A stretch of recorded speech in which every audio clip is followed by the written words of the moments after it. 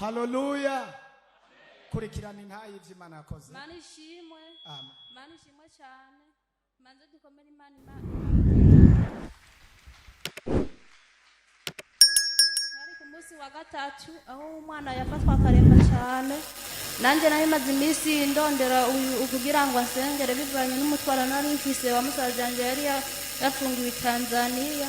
Ndaca ku telefone biranka ariko Imana igihe cyubahiro umwana acatora telefone ayitoye acarafyonda cyasanga yemshana aguma yitembagaza ku isima aguma avyukanye naguma adaha cyane nyene mbona umwana yareremuje amaso hanyuma niho naca ndamubwira acaramusengera muri ako kanya umwana yaciye akira acatangura nyene kuvyuka acatangura no kugenda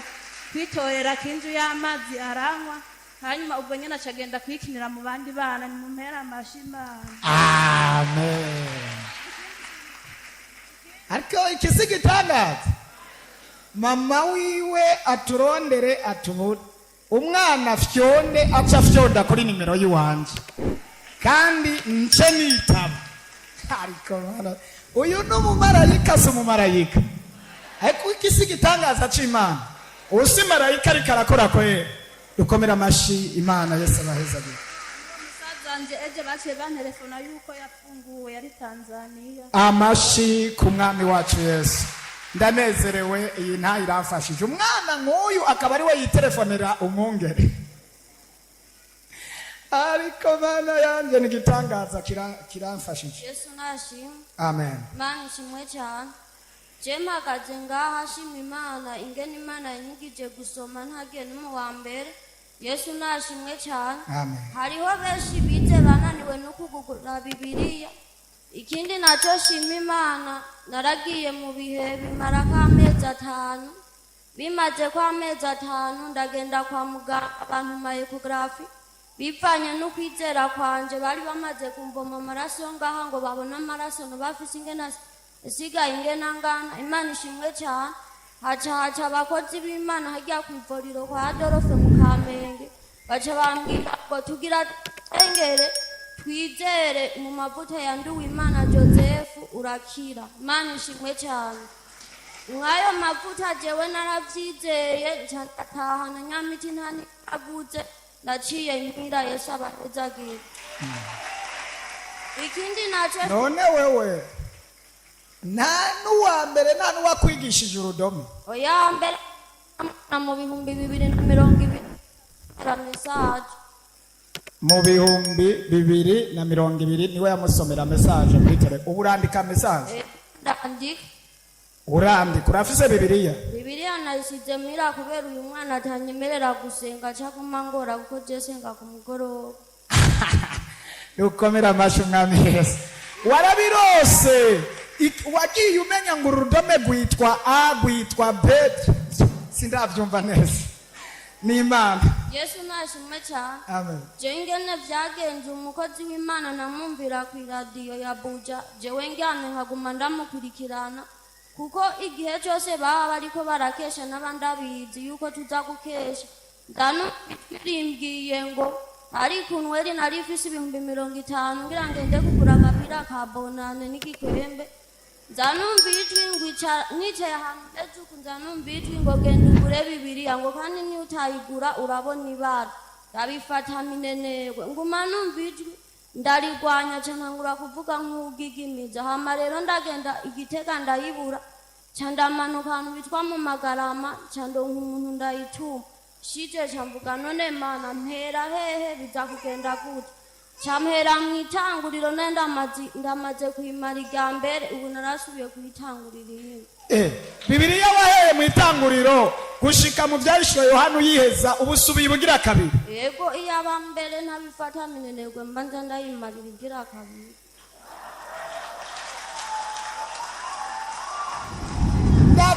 Ndabarahiye mutazokubitwa nyinshi. Mwize nyinshi mwige ivyongereza mwige bifaransa. Hariho n'ubutazi n'amata yatarayiheze uyu yahereye mu itanguri arayiheza yose ubu asubiyemo ubugira kabiri. Aha mwibaza ngo ikisi cyabona imbere y'Imana aha muko igendera amahoro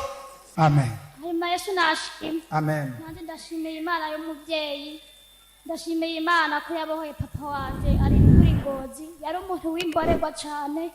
ndashimiye Imana ko yamukuye mu kaboregwa yaranywa cyane none ndashimiye Imana y'amasengesho y'umubyeyi wacu yaraduze ashika Ngozi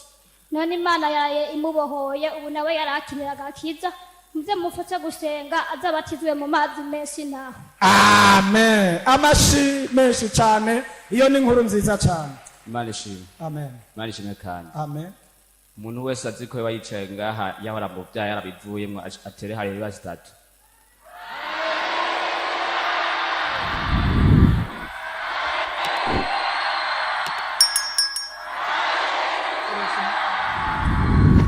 nanjye reka nkoresha umwanya nk'uko umuvyeyi yabivuze reka ntere haleluya ya kane haleluya igituma ntere haleluya nininya burya je navuye kure je naje ngaha ndemerewe ndushe ndemerewe nk'uko umuvyeyi wacu yaririmbye indirimbo ngo ntahana Imana itokura kandi ntanamitomushikana vraiment yavuze ukuri yari yatekereje ubwenge vraiment umugore wanje yarashinze ntaye avuga yuko jewe nari kigaba je narabona abakozi b'Imana bari mu shengero bariko barasengera abantu bona bari muri muhemu ndavuga uti bajya bahimbye karibu kumbe ni umwuka w'Imana je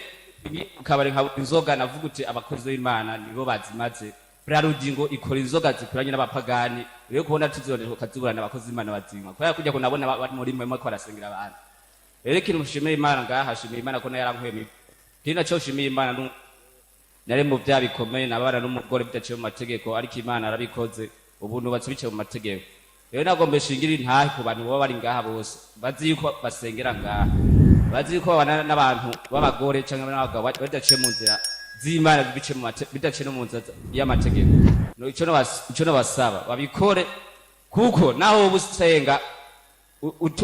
utubatse biciye mu mategeko burya shitani abagufise rero jewe hari ahantu je ntari bwigere shika narasenga ariko kubera ivyo vyana kumancamwe n'umugore wanje bitaciye mu mategeko y'Imana no mu mategeko y'igihugu shike rero kuva nkoze ivyo bintu umuvyeyi wanje nakimubwiye arambwiye uti rero wamuhungura no kubwira genda kwikomine umwandikisha amuze ndagusengera nanje ntamaya nari mfize yaciye ambwira uti reka ndagusengera mparugiye kuyaronka yarakubise abazima yakwita abazimu je rero n'akazi nari inkora sinaronka nayo kurya abanzi ngaha sinzi aribo babanzi naje ngaha nambara iboyebo ariko mu mayino sa ntayiboyebo Imana igira neza igira neza kabisa abanzi ngaha hari abanzi nashikiye hariya mwijabe hariya nigi nyigisho nambaye iboyebo nibutura sinzi kuba abanzi ariko ubu ndambara ikoti nk'abandi agenda mu shopping kwa Sioni nkarabikira tukimeze neza nkambara haleluya rero kinacho iyo ni ntaye ya mbere intaye igira kabera mu singe tukiri mwijabe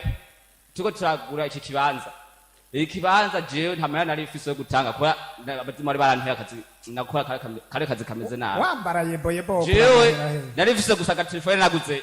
50,000 kara kayitere ndakibuka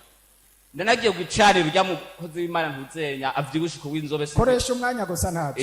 yavuze ati umuntu wese azi yuko agomba kubakira Imana atanga ikintu afise cy'agaciro Imana nayo itume ikintu cy'agaciro navuze ati Imana jewe ndafasha iyi telefone urabona ni yakazi wari abantu barandondera bice ku telefone je ndayitanze nakayitereka naguze senkaya ndagatanze nawe uyu mwaka utarahera wa 2024 uzume telefone y'agaciro rero magaze shinga intahe ngaha iyi telefone muyira mwese nimeze neza iyi telefone y'agaciro Imana yarabikoze ufise telefone ubu uranje ndaje mu bandi abantu bakabona yuko ntabwo ari yebo ko dukomera amashuma mwese sawa Imana irahari canke ntihari sawa Yesu ashimwe cyane amen hama niyasaye dukomera Imana amashi amen tuyikomeye amashi atanzigo hama jeme kazenga ashini ntahe jewe uyu mukozi w'Imana keshi arakunda kuvuga intahe abaza muri burakeye benshi barabizi jewe rero intahe yari karamubwira ngo aje kwitwa kwa procureur ariko wewe procureur yitwaye ko yamutu nanje byaranashikiye haraba umuntu arandenganya kandi andenganya bose bayibona cyambye abantu je naciye nja gufukama nitwara kuri procureur wo mwijuru nanje ndagenda ambye tugenda witwara tuzokuvugira tuzogusurira turazi ko ibyo byose turabizi naje mbwati nawe twandikiraniye ibyo ntabyo nzi hanyuma je nego ngiye kwitwara kujya bitubwiye nace ngenda nitwara kw'ipomero mu ijuru ndafukama nagiye numva wa wundi ansaba imbabazi ubu ni kimuga cyo mu nzu yaragwaye kubera ivyo yakoze aho baza kubwira ati mukozi w'Imana gera umusabire imbabazi kugira ngo yavyemeye avyo kuri ibyawe byose hanyuma umugirire imbabazi none nagiye ambwire bene data turafise procure wo mu ijuru tuzoza turagora abantu ko turafise umucamanza kandi atuburanira murakoze cyane amen kandi niyabitunganya burya nyana zocakira haleluya Yesu ahabwe icyubahiro nanjye mpagaze ngashimira Imana nje gushinga intahe igihe nibarukuye umwana namaze amezi 3 ntaza no gusenga ariko nari ngwaye n'ukuguru hageze ko nibaruka harenze ko iminsi 10 biranka ko njya kwamo naciye njya ku mavi hariho benshi batagenda mu masengesho yo kwisonzesha bafise imbanya ariko jewe nahereye mu gitondo shitse amasengesho nayajeje saa 10 baho gufatwa n'ibise nari nafashwe n'iginyo rimara kindwi zibiri kwiyo minsi ariko amasengesho maze kuyaheza saa 10 iginyo ryari rihagaze 11 igise kiba kirafashe saa 6 nari mfise umwana amashi meshi kaburegwe n'ukuri hariho n'ikintu abadamu bamwe batashobora kwihanganira mugabo shewe wanje mbabarire ndabivuze harageze n'igihe umudamu asanga muhira mwijoro nka saa 5 aje kutuvyura mwijoro ari uwo bari kumwe afise na telefone aranka kubimbarira mugabo je nari maze igihe ndi ku mavi sengera umutwaye wanje uwo mudamu acaraza avuga ati nshaka sheri wawe nashimwe ndashimira Imana cyane kubw'uyu muvyeyi Imana yaduhaye ukuntu atwitwararika je dimanche twari dufise concert ngaha murabizi samedi mwijoro niho narandarota mbona turi ngaha mu masengesho umwungere acaraza yegera abakristo kugira ngo yigishe atwegereye nca ndamufata nk'uko kwigoti mumavuga sindakura kurutangirije umwana aca aramukora nk'uko ashavuga ngo genda Imana iramukijije burya dimanche nasimbiye koga ngo nze ngaha ku rusengero umwana numva ararize cyane nuko ndamutora ndamuha amaberebere na mukamiye biranka kayonka umwana aguma arasikinuka ubwo nyene umwana mbona araravye atangura gutima tabapfa arasohora umwanda mukuru umwanda mutoya byose ndabira ndavuga ati n'ibiki nca ndibuka ko narenda arota mwungere nca ndatoa telefone ndamutelefona caritaba ndamubwira ati umwana biracanganya aramusengera ndibwira nje kwa muganga na telefone n'abaganga ndavuga ati none bamufasha iki ko bambwiye ko taco bashoboye bamufasha iki nca ndaryamika hetse umwanya mbona ntutuzi ndamushize ko nkarakanuye nca ndaheka nca nzaniruka ngaha ku rusengero nashitse ngaha yahembutse ikindi naco nshimira Imana igihe twagura iki kibanza tumaze kuronka ikibanza turiko turatanga ry'amahera yo kwiyemeza je nta mahera nari mfise mugana arayabona muri kazoza ahazova ndiyumvira aho kuyakura haransiga nabo bakavuga ati nibirenga ku kwezi ndavuga ati none Imana va nca ndiyemeza nyene narahabutse ndagenda ndiyemeza ntazi yazova nca ndayagurana umuntu araho nzambona arayampaye maze kuyatanga ndavuga ati Imana aya mafaranga ndakuguriye ikibanza kandi urabona ko arayonguranye sinzi naho azova mugabo azondindira nanje uyu mwaka ntuzohere ntarose ikibanza cy'iwanje ndashimira Imana rero ko Imana nanje yarayikimpaye nibihere gucubahira amen.